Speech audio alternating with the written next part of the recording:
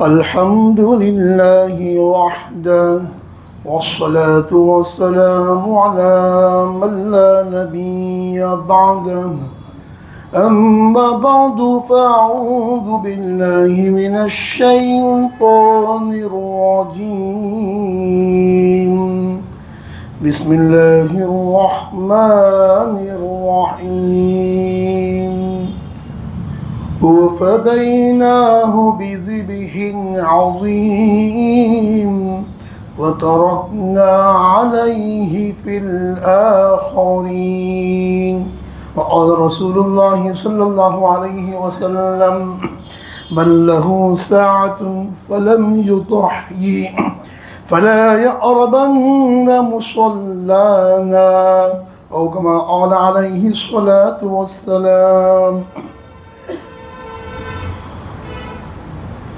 मोहतरम भाइयों, अदीबुल एहतराम बुज़ुर्गों, असल तो मैं आया था हज़रत मौलाना खलील अहमद दीवा साहब दामत बरकातहू से एक गुजारिश, अपनी एक ज़रूरत को लेकर। वो इशा का वक्त भी हो गया, वही नीयत से आया था कि दर्स भी सुनकर आऊँगा, तफसीर हुई, तफसीर सुनकर आऊँगा। लेकिन यहाँ हज़रत ने कहा कि क्या आप कर लो, मैं मना भी किया, लेकिन हज़रत ये लफ्ज़ इस्तेमाल किया, मुझे आराम मिलेगा। मैं देख रहा हज़रत मगरिब से लेकर इशा तक मुसलसल लोग आके हज़रत के पास अपने इलाज मुआलजा, अपनी ज़रूरत को पेश करते हैं। हज़रत कुरान हदीस की रोशनी में उनको इलाज देते हैं और माशाअल्लाह कई लोगों को फ़ायदा हो रहा है। अल्लाह ताला हज़रत की ये अमलियात की खिदमत को बेइंतहा कबूल फ़रमाए, हाथ में तासीर अता फ़रमाए और हर एक को अल्लाह ताला खूब फ़ायदा पहुँचाए। हज़रत का हुक्म था, इससे आपके सामने कुर्बानी के कुछ मसाइल पेश करता हूँ। कुर्बानी के मुताल्लिक़ हदीस में ये फ़जीलत आती है कि जिसने कुर्बानी की उसको जानवर की हर बाल के बदले में एक नेकी मिलेगी। तो सहाबा ने अर्ज़ किया, फ़सूफ़ या रसूल अल्लाह, एक बाल के बदले में एक नेकी, तो ऊन तो बहुत बारीक होता है, तो उसका भी यही हुक्म है? खुद सल्लल्लाहु अलैहि वसल्लम ने फरमाया, बिकुल्लि शअरतिन हसना, कि हाँ, ऊन के भी वो बारीक बाल, एक एक बाल के बदले में एक एक नेकी मिलेगी। हज़रत हकीम उल-उम्मत मौलाना अशरफ थानी रहमतुल्लाह अलैह फरमाते हैं कि एक एक जानवर के बदन पर कितने सब बाल होते हैं। मसलन एक जानवर के बदन पर 1,00,000 बाल हैं। आपको यकीन हो तो गिन के देख लेना, 1,00,000 है कि नहीं पूरे। तो उस सूरत के अंदर ज़्यादा होंगे। तो हज़रत फरमाते थे फिर तो कुर्बानी जिस पर वाजिब न भी हो तो भी सवाब की लालच में कुर्बानी कर देना चाहिए, ताकि इतना बड़ा सवाब फिर कब मिलेगा। और दूसरी हदीस में आता है, कुर्बानी की अय्याम में सबसे ज़्यादा अल्लाह को जो पसंद अमल है वो है जानवर का खून बहाना। इससे बढ़कर कोई अमल नहीं, इससे बढ़कर कुरान की तिलावत भी नहीं, नवाफिल नमाज भी नहीं, सदका खैरात भी नहीं। सबसे बड़ा अमल है कुर्बानी करना। लिहाजा कोई सारे सवाब करना चाहे और अल्लाह को खुश करना चाहिए, अल्लाह का कुर्ब हासिल करना चाहिए, तो ज़्यादा से ज़्यादा कुर्बानी करे। हम नवाफिल नमाज भी पढ़ते हैं, नवाफिल रोज़े भी रखते हैं, तो नवाफिल कुर्बानी भी कसरत से हमको करनी चाहिए। और वईद के बारे में आता है कि जिसने कुर्बानी वाजिब थी फिर भी नहीं की, मतलब वसात, जिसको वसात थी, मालदारी थी, फिर भी कुर्बानी नहीं की, तो जो सल्लल्लाहु अलैहि वसल्लम ने इंतहाई नफ़रत का इजहार फरमाया है। वो कहा कि वो हमारे ईदगाह के करीब भी न फटके, ईदगाह के अंदर आने की बात तो बहुत दूर रही, करीब भी न गुजरे। तेरा क्या मुँह है, मालदार है, वो कुर्बानी नहीं करता है, वो ईद मनाने के लिए आ गया, तेरी हम शक्ल देखना नहीं चाहते, निकल यहाँ से। गोया हुजूर से इस तरह की नफ़रत का इजहार फरमाना चाहते हैं कि क्या मुँह लेके खुशी मनाने के लिए आ गया है। कुर्बानी वाजिब है, करना नहीं है, जिससे गोश्त खाना है। तो बहरहाल ये कुर्बानी वाजिब है तो किस पर वाजिब है? तो कुर्बानी के लिए आता है कि 5 किस्म के निसाब हैं। ज़कात में 4 किस्म की निसाब है, कुर्बानी में 5 किस्म की।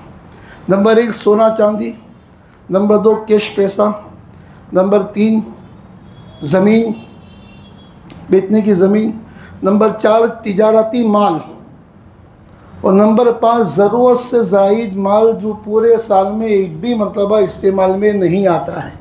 सर ज़रूरत से ज़ायद शोकेस है, उसके अंदर डिनर सेट वगैरह, खूबसूरत पॉट वगैरह सब पड़े हुए हैं, बहुत सा भंगार घर में पड़ा हुआ है, बंद मोबाइल पड़े हुए हैं, बंद गाड़ियाँ पड़ी हुई है। तो इन सब का हिसाब लगाया जाए, पाँचों किस्म के मालिका हैं, पाँचों किस्म में जो जो हो उन तमाम का टोटल किया जाए और फिर उसमें कर्ज़ा माइनस किया जाए।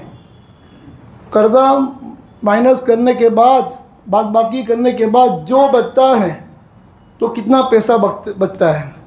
अगर वो 52.5 तोला चांदी, ये 52 तोला पुराना निसाब है, इस निसाब को भूल जाओ। जब चांदी का जो वज़न था 11.11 ग्राम का, अब ये तोला हो गया, पहला तोला 11.11 ग्राम का था, अब तोला हो गया 10 ग्राम का। इस एतबार से बनता है 612 ग्राम 360 मिलीग्राम। उसका तोला बनेगा 612 ग्राम का, एक सेट तोला 2 ग्राम, एक सेट तोला। अब एक सेट तोला 2 ग्राम को चलाओ कि जिसके एक सेट तोला 2 ग्राम चांदी या उसकी कीमत का कोई भी माल हो इन पांचों माल में से, तो उस पर कुर्बानी भी वाजिब, सदक़तुल फ़ितर भी वाजिब, और इससे आदमी के लिए ज़कात लेना हराम है कि मालदार हुआ शरीयत की निगाह में। तो दूसरा इसमें गलती ये होती है कि आपको क्या कर्ज़ा माइनस करने का, तो जो लिखने बैठते हैं सोना चांदी, तो बीबी का सोना भी अंदर लिखते हैं, वो अपना कर्ज़ा, दुकान का कर्ज़ा बीबी के सोने में से माइनस करते हैं। तो कुर्बानी तो शोहर आमतौर पर करते हैं, बीबी तो करती नहीं। उनको कहो तो क्या कहेगी, हम थोड़ी कमाने के लिए जाते हैं। तो लिहाजा शोहर को ही कुर्बानी उसकी तरफ से वकील बनकर करनी पड़ती है। तो अपना कर्ज़ा वो बीबी के सोने में से माइनस करता है, वो बीबी की कुर्बानी नहीं करता है कि मुफ्ती साहब मेरे पे तो वो देवा है, 5 लाख का देवा है, वो सुन्ना खाली 4.5 लाख का है, तो कुर्बानी जो वाजिब नहीं है। सुन्ना तेरा है कि बीबी का है, कि बीबी का कर्ज़ा तेरा है कि बीबी का है, कर्ज़ा मेरा है, तो तेरा कर्ज़ा बीबी के सोने में से कैसे माइनस होगा। बीबी का हिसाब अलग है और तेरा हिसाब अलग है। हाँ, तेरा सोना हो, बीबी ने कहा हो कि सोना आपका, जब चाहो बेच डालो, जो करना चाहो, मुझे पूछने की भी ज़रूरत नहीं है। ऐसी आपकी खुश नसीब, आप ऐसे शोहर हो, ऐसी मुती और फरमा बरदार बीबी हो तो बात अलग है। ये ऐसा होता नहीं है 10%। तो लिहाजा ये सोना का बिल्कुल बीबी का अलग है, उसकी मालिक मुख्तार वही है। तो लिहाजा अपना कर्ज़ा बीबी के सोने में से माइनस न करें। और दूसरा फ़र्क, ज़कात और कुर्बानी में 3 फ़र्क है। एक तो फ़र्क ज़रूरत से ज़ायद माल जो इस्तेमाल में ना तो उस पर ज़कात वाजिब नहीं है, लेकिन कुर्बानी के हिसाब में उसको लिखा जाएगा। तो ज़कात के वाजिब होने के लिए दूसरा फ़र्क, साल गुजरना ज़रूरी है।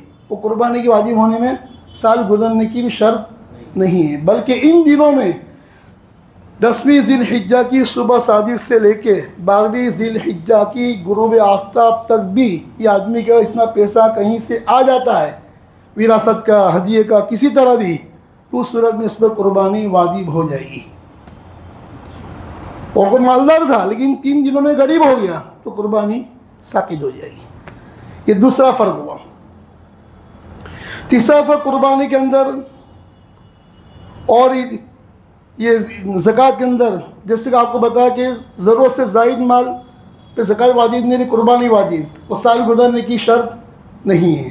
तो ये 2 अहम फ़र्क है। तीसरा पर सदक़तुल फ़ितर का है, वो नाबालिग पर भी वाजिब है और पागल पर भी वाजिब है, लेकिन कुर्बानी नाबालिग पर नहीं है, पागल पर नहीं है, बालिग, आकिल, बालिग, मुसलमान। और दूसरा ये भी फ़र्क है, तीसरा फ़र्क अभी याद आया, ज़कात मुसाफिर पर वाजिब है, ये कुर्बानी मुसाफिर पर वाजिब नहीं है। कुर्बानी वाजिब होने मुकीम चाहिए। इसलिए जो हाजी होते हाजी, वो बहुत से लोग पूछते हैं कि हमको 1 कुर्बानी करने की कि 2 कुर्बानी करने की, तो उनके लिए जवाब ये है कि आपको, अगर आपका मक्का के अंदर 15 दिन का क़याम है, मदीना बाद में जाना है, 15 दिन के बाद 15 दिन उसका ज़ायद क़याम आपका मक्का में है, तो आपके पास पैसा भी जेब में है या क्रेडिट कार्ड से जब चाहो निकाल सकते हो, तो ये 58,000 रुपये आज की कीमत हो रही है। 612 ग्राम 360 मिलीग्राम की कीमत कितनी बन रही है अभी 26 मई को 2025 को 58,000 रुपया बन रही है, 57-58,000। तो जिसके 57,000 रुपया हो, उसके जेब में 57,000 रुपया है, ख़रीदी के लिए लाया है। लाया क्यों है? खरीदी के लिए, लेकिन कुर्बानी इस पर वाजिब हो जाएगी। वो खरीद से एक्स्ट्रा है, ज़रूरत से ज़ायद चीज़ें हैं। अलबत्ता मदीने चले जाएगा 14 दिन में, तो उस पर कुर्बानी मुसाफिर होने की वजह से वाजिब नहीं है। वो हम वो कुर्बानी करते हैं तो वो चलेगी नहीं। हज में कुर्बानी करते हैं, हज में कुर्बानी होती है, दमे शुक्र होता है कि आम तौर पर हमारा 90% लोग बल्कि 95% लोग तमत्तु करते हैं, हज उम्रा साथ में करते हैं। पहले उम्रा करते हैं, फिर फारिग होने के बाद हज करते हैं। और बाज़ लोग क़िरान करते हैं, एक ही एहराम से पहले उम्रा और फिर हज के दिनों में हज। तो इन पर दमे शुक्र वाजिब होता है कि तुमने 2 इबादत एक सफ़र में जमा की, लिहाजा तुम कुर्बानी करो। तो वो कुर्बानी अलग है, और हर साल हम बकरा की करते वो अलग है। लिहाजा 2 कुर्बानी अगर ये मुकीम है तो उसको 2 कुर्बानी करनी पड़ेगी। मुकीम भी है और मालदार भी है सफ़र में, तो वहाँ की कुर्बानी दमे शुक्र अलग, और वहाँ भी बकरा की कुर्बानी कर सकता है और यहाँ भी फ़ोन करके करवा सकता है। तो बहरहाल ये कुर्बानी वाजिब है, ये करनी चाहिए, और कुर्बानी खुश दिली से करनी चाहिए कि लिहाजा खुश दिली से कुर्बानी करो। अल्लाह के वहाँ भाई कुर्बानी का, जैसे कुरान में अल्लाह फरमाते हैं, अल्लाह को तो गोश्त पहुँचता नहीं है, गोश्त हम खा जाते हैं, और खून नाली में बह जाता है, ज़मीन में चला जाता है। तो क्या पहुँचता है? अल्लाह ये देखते हैं कि कितने में से कितना खर्च किया, किस नीयत से किया। अल्लाह फरमाते कि हरगिज़ अल्लाह को तुम्हारी कुर्बानी का गोश्त नहीं पहुँचता है, वला दिमाउहा, न खून पहुँचता है, वलाकिन यनालुहु तक़वा मिनकुम, लेकिन तुम्हारा इखलास पहुँचता है, तुम्हारी कैफियत, तुम्हारे दिली जज्बात वो पहुँचते हैं। तो जज्बा क्या है? हमारा आम तो बोलो जज्बा है पैसा बचाने का। कुर्बानी वाजिब है, करोड़पति है, लाखोंपति है, और 1400 रुपये, 1300 रुपये, 1500 रुपये, 1700 रुपये बड़े में लिखा दिया, जान छूटी। कुछ कुर्बानी में पैसा थोड़ी पहुंचता है। जानवर लाने की मेहनत करो, कितनी से मेहनत, और फिर लाओ इखलास के साथ। लोग जानवर को दिखाते इतना बड़ा जानवर लाया, तो दिखाओ ही मत, घर में रख दो, जिसको दिखना ना हो घर पे आएगा। स्टेज बनाने की, ओटे पे बांधने की, और मंडप बांधने की ज़रूरत नहीं है। तो अल्लाह के लिए कुर्बानी करना है। कर्जा लोगों बाकी है, लेकिन बड़ी बड़ी कुर्बानी करते हैं, ये भी गलत है। अपनी हैसियत के मुआफिक कुर्बानी करें। तो पहले ये मेहनत करनी है जानवर लेने जाने की, जानवर ढूंढकर अच्छा बेऐब जानवर लाना है। लोग पूछते ये चलेगा कि नहीं, ये फ़ोन करते हैं बकरा मंडी से कि चलेगा कि नहीं। तो पहले हमको बीवी लानी थी, तो कभी मुफ्ती साहब को फ़ोन किया कि बीवी की आंखें थोड़ी जीनी हैं, थोड़ी काली है, चलेगी कि नहीं। लंगड़ी है तो निकाह हो जाएगा, और लंगड़ी से भी निकाह हो जाएगा, अंधी है तो भी निकाह हो जाएगा, और लूली से भी निकाह हो जाएगा, लेकिन उसमें कोई पुत्ता नहीं है। तो वहाँ तो काला, ये खुद काला है, सांवला है, लेकिन बीवी चाहिए गोरी, नहीं बिल्कुल सब चाहिए बराबर उसको।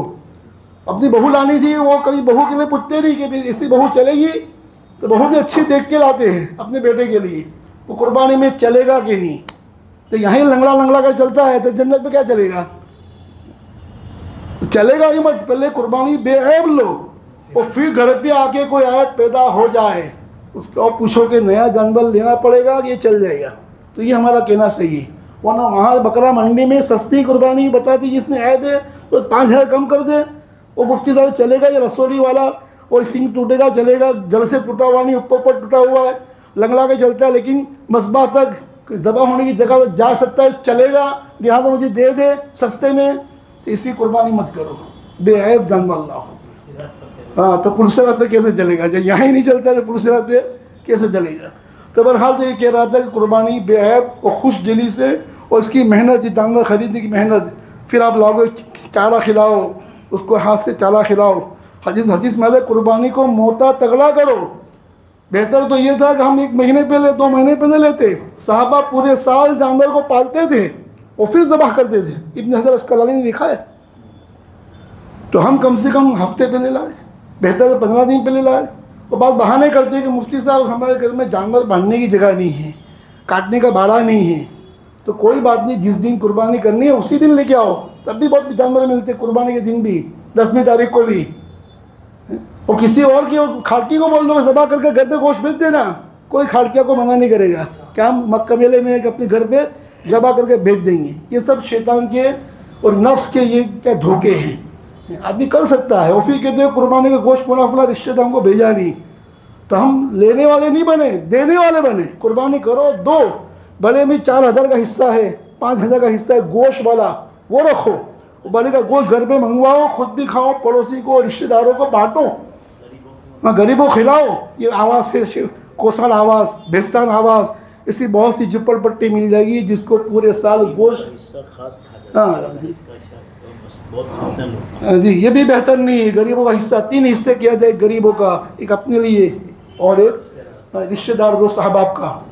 तो गरीबों का हिस्सा 1/3 1/3 33 निकाला जाए। तो अल्लाह को ये सब तरतीब पहुँचती है। 21 जज्बे से ज़बह किया, उसके गोश्त को क्या किया, तो अल्लाह की ये सब चीज़ें हमारी अमाल पहुँचते हैं। ये इखलास है कि अल्लाह को राज़ी करना। हम तो पूरे साल गोश्त खाते हैं, वो गुंजाइश से थे पूरा हम भी रख ले, चले कि नहीं चले, तो सब चले। एक ये होता है कि कफन उतार डाले ने, गंजी में नमाज पढ़े तो भी हो जाएगी, टोपी नहीं हो तो भी हो जाएगी, स्लीपर भी चलेगी, डब्बा मोबाइल भी चलेगा, चलेगा तो सब कुछ चलता है।